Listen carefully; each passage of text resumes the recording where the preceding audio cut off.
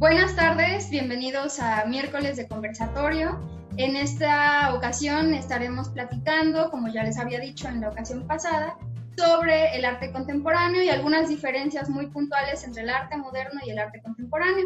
Para esto, antes que nada, quisiera primero darles la bienvenida y segundo, darle la bienvenida a Brenda Caro Cocotle. Ella es una investigadora y curadora independiente con quien tuve la posibilidad de conversar ya un poco, pero sobre todo de aprender de ella en algunas otras reuniones que hemos tenido. Brenda, muchas gracias por estar aquí. No, muchas gracias por la invitación y un saludo a todos aquellos que nos ven desde su casa, acatando el cuidado y el cuidarse entre unos y otros.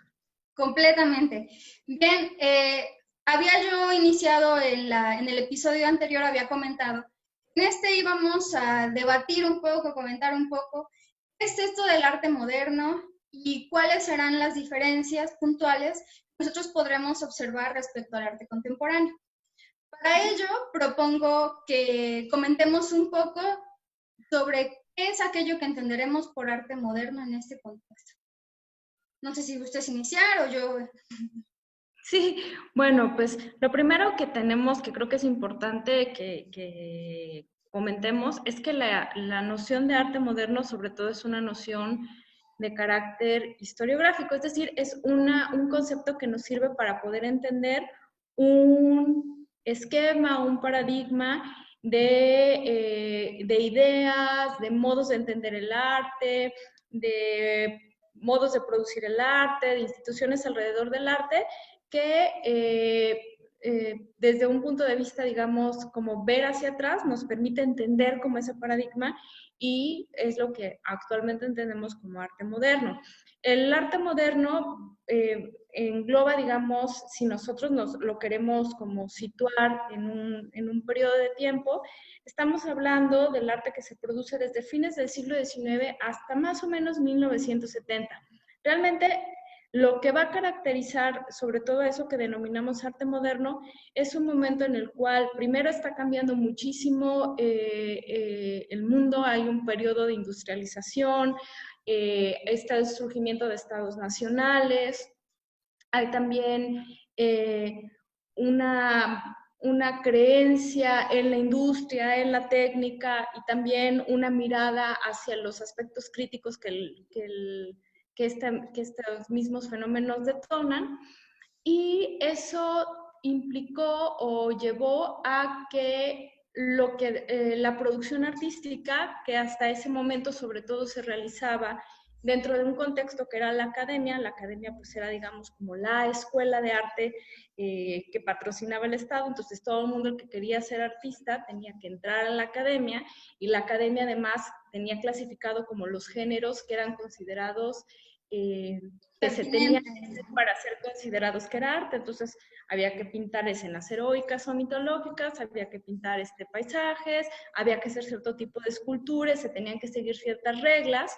Lo que va a suceder con este quiebre de paradigma en el cual el mundo parece estar completamente abriéndose hacia otras posibilidades es que también quienes empiezan a producir arte no necesariamente dicen, bueno, ¿por qué me tengo que ceñir a las reglas de la academia? ¿Por qué tengo que hacer escenas mitológicas? ¿Por qué no puedo retratar escenas de la vida cotidiana? ¿Por qué no puedo plantearme los problemas de la luz y del objeto y de la visión y del color? ¿Por qué no puedo hacer otro tipo de retratos si es que quiero hacer retratos? ¿Por qué no puedo pintar otro tipo de paisajes? ¿Por qué no puedo plantear que las figuras no sean perfectas ni sigan determinadas reglas académicas? Y ese quiebre es lo que constituye el gran paradigma del arte moderno y que se va a mantener, digamos, este periodo de experimentación, de ver de qué manera el arte podía proponer otras reglas, nuevas reglas, otras maneras de entender el arte y que se va a prolongar, digamos, con muchos matices y con muchos cambios a lo largo de la primera mitad del siglo XX Y digamos que va a llegar un momento, toda esta producción artística todavía descansa o sea, el objetivo, digamos, del artista era producir un objeto de arte, una pintura, una escultura, un dibujo, un grabado, pero a partir más o menos de 1970, los artistas empiezan a cuestionarse, o más bien cambian el punto de atención, y más que preocuparse por el resultado, lo que se empiezan a hacer es preocupar por el concepto que está detrás. Y Así ese es. cambio. Ajá, yo antes de que vayamos al cambio, quisiera agregar una cuestión que a mí me ha ayudado mucho a entender el cambio de paradigma de un arte académico a un arte moderno. Y tiene un poco que ver con el carácter representacional del lienzo. Es decir, parece ser que hasta este quiebre que mencionas, que es a finales del siglo XIX, la pintura se veía como una ventana hacia otra realidad que estaba del otro lado, ¿no? Cuando pensamos un poco, ejemplo clásico en el arte del Renacimiento, como que podemos ver una escena que se desarrolla al fondo del cuadro. Y poco a poco, en este cambio que se va a dar con el arte moderno, pareciera que en el cuadro se comienza primero a achicar el espacio representacional, como que se hace para adelante, y después de plano, el interés ya no va a ser tanto tampoco representar imágenes, sino presentar texturas, ¿no? Presentar espacios de color grandes que nos evoquen sensaciones o sentimientos o reflexiones sin tener que recurrir completamente a la figuración, sin tener que evidenciar una escena de casa o un paisaje o una naturaleza muerta. Es decir, a la par que se introducen nuevos temas en estos espacios pictóricos, el espacio pictórico como tal también deviene, yo lo entiendo así, como que tiene un derecho propio, no tanto por lo que representa, sino por lo que presenta en la propia superficie del plano. Yo más o menos por ahí he entendido que se ha teorizado un poco el arte moderno en este sentido, y las esculturas o las pinturas, vuelvo aquí a la perspectiva de Greenberg, al que mucho se le puede dar tierra, pero que nos ayuda un poco a contextualizar esto, va a defender mucho, ¿no? Las potencialidades estéticas de cada medio. No sé si me di a entender. Sí, pero yo haría algunos matices o precisiones, porque no es que simplemente se pierda la posibilidad de la figuración, o sea, muchas obras que se inscriben dentro de esta idea del arte moderno van a recurrir a la figuración. O sea, no es lo importante recurrir al abstracto, a la figuración, esas son posibilidades de acercarse. De hecho, por ejemplo, el gran quiebre del arte moderno lo representa Courbet, que lo que hace es un, o Cézanne, que lo que hacen es, pues, hacen figuración. Ciertamente lo que no hacen es seguir las reglas de la academia, de decir, las naturalezas muertas tienen que ser así, ¿no? Y ciertamente van a dar predominancia a otros elementos formales que van a empezar a ocupar mayor espacio. Pero si tú ves a los impresionistas, que también son algo que dentro de lo que cabe dentro de arte moderno, pues su mirada es una mirada más que realista, ¿no? Finalmente lo que hacen es una representación fotográfica, ahora sí todo con el mayor sentido del término, en el sentido que quieren ver cómo es que la luz está jugando con la óptica. Entonces, y por ejemplo, muchas de las propuestas, a lo mejor incluso de la propia abstracción, estoy pensando a lo mejor en el suprematismo ruso, porque es una corriente de arte que se dio ahí a principios de los años 1900, que lo que planteaban era sobre todo regresar a las formas básicas, es decir, a las formas básicas como el cuadrado, el triángulo, la geometría, los bloques de color, que el cuadro no se viera, que tuviera perspectiva, sino que se vieran como las superficies planas. Partían de una perspectiva puramente realista, tan realista que, o sea, no recurrían a las figuras porque se iban a la esencia de las cosas, y la esencia de las cosas eran estos planos geométricos. Entonces, ciertamente lo que tú señalas está mucho más vinculado con una de las tantas corrientes del arte moderno que se dieron, que fue el expresionismo abstracto, que sí está muy muy focalizado en un momento histórico preciso en el cual sí lo que se apela es decir, bueno, vamos a ver cuáles son las posibilidades del arte y nos vamos a centrar en lo que las formas, los colores, los planos, las texturas, en el sentido de que el arte no tiene forzosamente que, desde este punto de vista o desde esta corriente, que cumplir un fin social, ¿no? Pero va a haber propuestas del arte moderno que sí lo van a plantear. Entonces, más que nada es, digamos, es la posibilidad de la experimentación formal del arte, de salirse de las reglas de una academia y de plantear, creo que eso es lo más importante, plantear que hay otras posibilidades estéticas, que es lo que vamos a ver todo el arte moderno, o sea, distintas maneras de plantear la idea de lo bello, la idea de, o sea, la idea, perdón, de que la estética es igual a lo bello, se rompe por completo en el arte moderno. Así es. Eso sería algo distintivo. Claro. En concordancia con esto, creo que otro tema relevante será aquel que incluye los espacios de distribución de este tipo de propuestas, ¿no?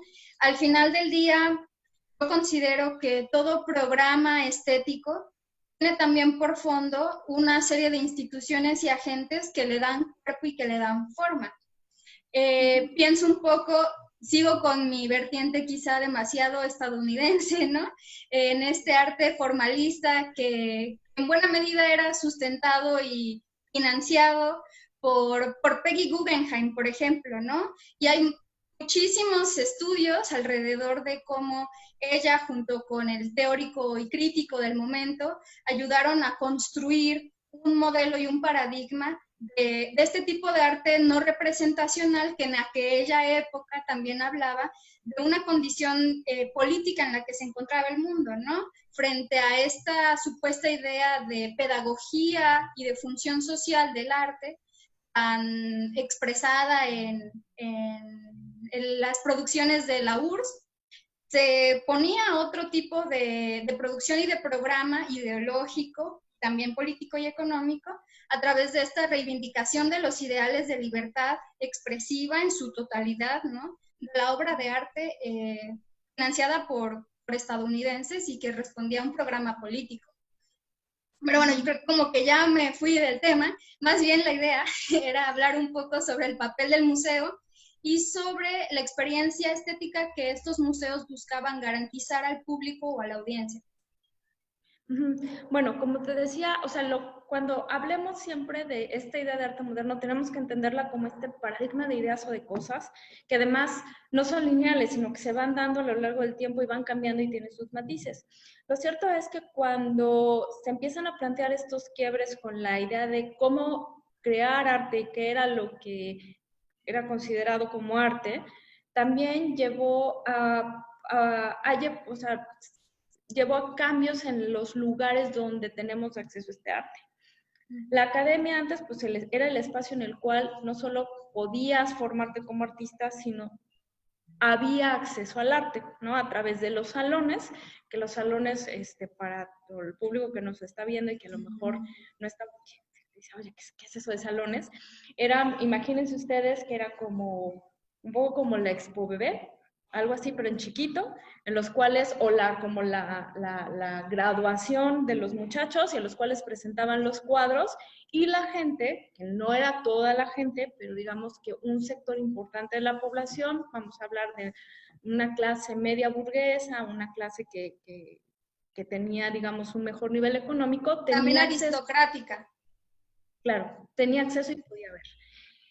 Pero conforme se van rompiendo estos paradigmas, también va a surgir una institución que va a ser muy importante, en el cual se va a convertir como una plataforma de visibilidad del arte y de muchos otros artefactos culturales, que va a ser el museo como lo entendemos actualmente. Entonces, el museo se convierte en este espacio en el cual el público en general, vamos a hablar que aquí sí importaba que llegara la mayor parte de la población, por muchas razones que ahorita no voy a mencionar, tenía acceso y podía ver lo que era considerado culturalmente valioso o arte, ¿no? O lo que se consideraba que era artístico.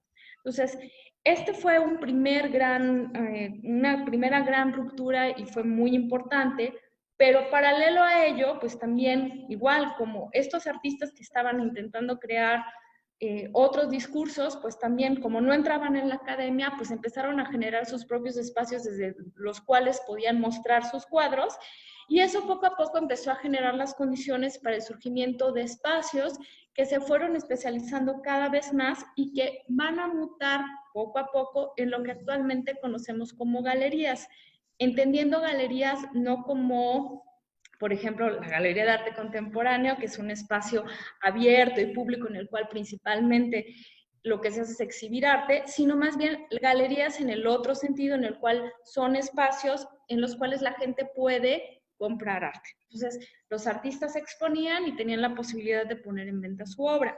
Entonces, además, recordemos que estamos hablando de fines del siglo XIX, principios del siglo XX, pasó la Primera Guerra Mundial, hubo también muchos cambios en los poderes económicos y políticos del mundo, y antes, digamos, cuando empieza a surgir el arte moderno, el epicentro cultural y artístico estaba en París. Cuando viene la Primera Guerra Mundial, se va a empezar a trasladar en distintos lugares de Europa. La guerra implicó también que muchos de esos artistas tuvieran que emigrar y la mayoría se va a Estados Unidos. Y entonces, digamos que el centro del desplazamiento artístico y cultural se va hacia Estados Unidos. Por eso es que, digamos que la idea de arte moderno, sobre todo la asociamos mucho con la producción que se da en Estados Unidos, porque es ahí donde hubo un poco más de estabilidad. Entonces, digamos que este modelo, el modelo del museo y el modelo, digamos, de estos espacios donde estaba la compraventa de obra de arte, lo que va a suceder en Estados Unidos, van a suceder dos cosas muy importantes. Primero va a surgir el Museo de Arte Moderno, con ese nombre. O sea, el Museo de Arte Moderno es una institución que se crea como un espacio en exclusiva para presentar arte. O sea, no va a presentar arte y el tesoro arqueológico y la espada de no sé qué, como los museos que había en el siglo XIX, en el cual presentaban un montón de artefactos como históricos, ¿no? ¿no? Pues no, era una combinación de todo, porque finalmente eran museos nacionales que a partir de esos objetos culturales se mostraba cuál era la fortaleza de la nación o la identidad nacional. O sea, aquí lo que vamos a tener es que este museo dice, es un museo exclusivo para el arte y va a proponer un modelo de exhibición que se va a convertir en el que van a seguir todos los espacios que a partir de ese entonces y todavía permanecen, exhiben arte, en el que se le llama cubo blanco. Se le llamaba cubo blanco porque la idea era que no hubiera nada en el espacio que se interpusiera entre la obra de arte y el espectador, para que de esa manera se pudiera dar la experiencia estética, nosotros pudiéramos contemplar la obra de arte y que la obra de arte operara su magia. Entonces, nada me interrumpía. Por eso estaba en blanco, porque era un espacio neutro. Ya después ese cubo blanco se volvió azul, verde, pero finalmente sigue siendo el mismo modelo, o sea, nada se interrumpe entre la obra de arte y yo espectador. Entonces, lo importante fue que plantea un modelo expositivo y, insisto, se dice, soy el museo de arte, no soy el museo de historia, no soy el museo, no, soy el museo de arte. Y lo que voy a mostrar ahí va a ser aquello que es considerado arte. Entonces, eso ya también está generando una categoría, una lectura de objetos. Y por otro lado, se empieza a especializar, que es lo que tú mencionabas, a partir de estos espacios donde los artistas empiezan a vender la obra. Entonces, se van a empezar a generar estas galerías comerciales. Estas galerías comerciales, además, son espacios en los cuales se va también a proyectar una visibilidad, una imagen del artista y va a descansar en otras figuras para que también digan, esto que estoy presentando es arte y vale y tiene un valor, y es ahí donde la galería se asoció mucho con la idea del crítico, en el cual pues el crítico también apuntalaba una propuesta artística de vanguardia. Entonces, por un lado vamos a tener el espacio de visibilidad, que es el museo, en el cual no hay venta de arte, pero visibiliza y da una categoría a lo que ahí presenta, si lo que está ahí es arte, ¿no? Sobre todo estos discursos que no estaban sancionados ya por una academia, que eso sí es bien importante, no hay una academia que sancione. No, la sanción la da ahora el museo. Y por otro lado, esta cada vez más compleja trama para la compraventa de arte que va a ir generando las condiciones de lo que actualmente entendemos como el mercado del arte en ese momento hasta ahorita. Claro, sí, en ese sentido pienso un poco también cómo los espacios configuran una relación específica con los objetos, ¿no? En esta intención por neutralizar el espacio expositivo en lo más posible, a tal grado que es blanco, también siento que busca que por parte del espectador no solamente se genere esta experiencia estética, sino que se reivindique la propia categoría de arte. Es decir, claro, que a través de esta experiencia estética supuestamente vivida allí, o sea, se hace todavía más consistente que el arte existe como tal. Y que en buena medida, para algunos, ya voy a usar más los matices importantes, ¿no? Para algunas corrientes del arte moderno, supondrá una cierta autonomía del objeto, en tanto pareciera no estar cruzado del todo por cuestiones políticas, pues por cuestiones sociales, por cuestiones geográficas o históricas, ¿no? Entonces, quizá también esa parte es bien importante, cómo en buena medida hay un programa interno por parte de estos espacios expositivos que suponen o que solicitan al espectador una concordancia respecto a esta idea, a este paradigma de arte. En el arte contemporáneo volverá a ponerse en duda, así como en el arte moderno puso en duda el arte de la academia y sus espacios de distribución, y también la manera en que la audiencia se relacionaba con las obras, ¿no? Al final del día, estos salones eran bastante bulliciosos, había gente por todas partes, seguramente había comida.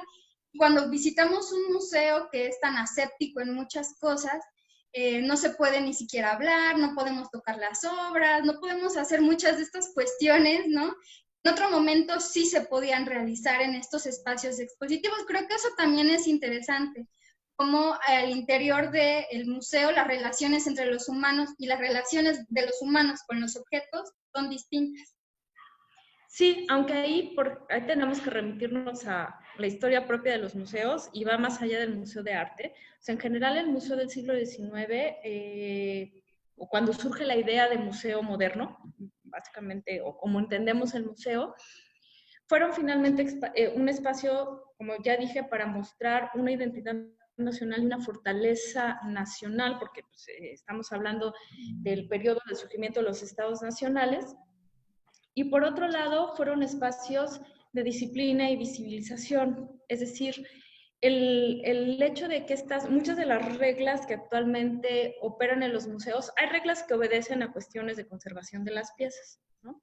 No tocarlas, no sacarles fotografías, pero ciertamente hay otras que no tienen ninguna explicación más que en generar patrones de Comportamiento.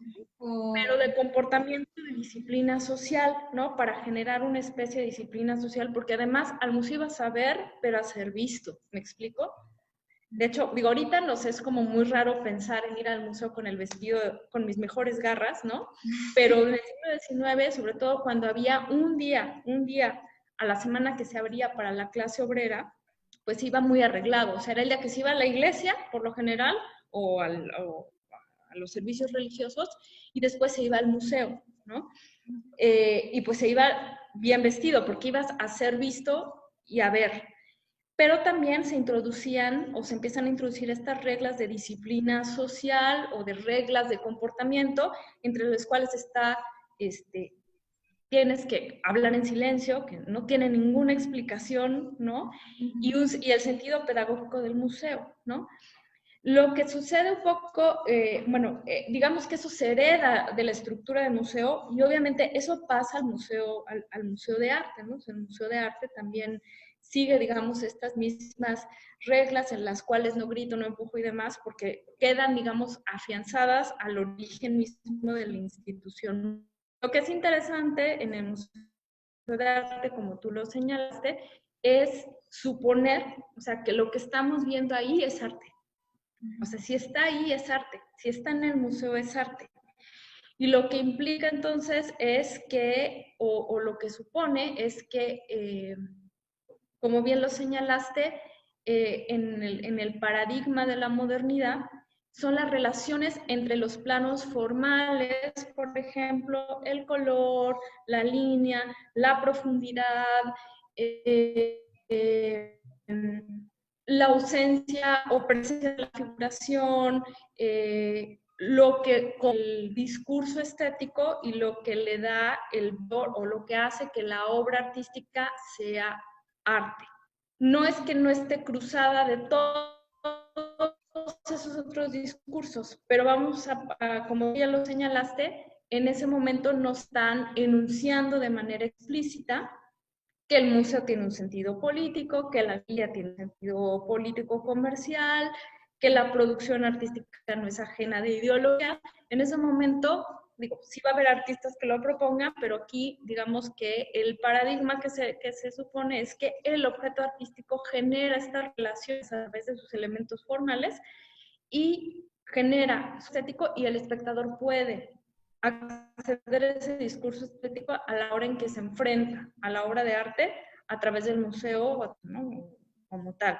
Y eso sí supone, no, o sea, no solo que digamos qué es lo que hace al arte, no sé, estos elementos artísticos, sino también supone, digamos, como si como tú ya lo mencionaste, como si el arte era cruzado por muchos otros elementos contextuales, ideológicos, políticos, económicos, sociales, y que podemos leerlos separado, ¿no? Podemos acceder al arte de manera separada, que es uno de los presupuestos más importantes del arte contemporáneo y que ciertamente posteriormente, cuando los artistas se empiezan a preguntar así como que realmente son los puros colores los que generan la relación artística y la experiencia del espectador.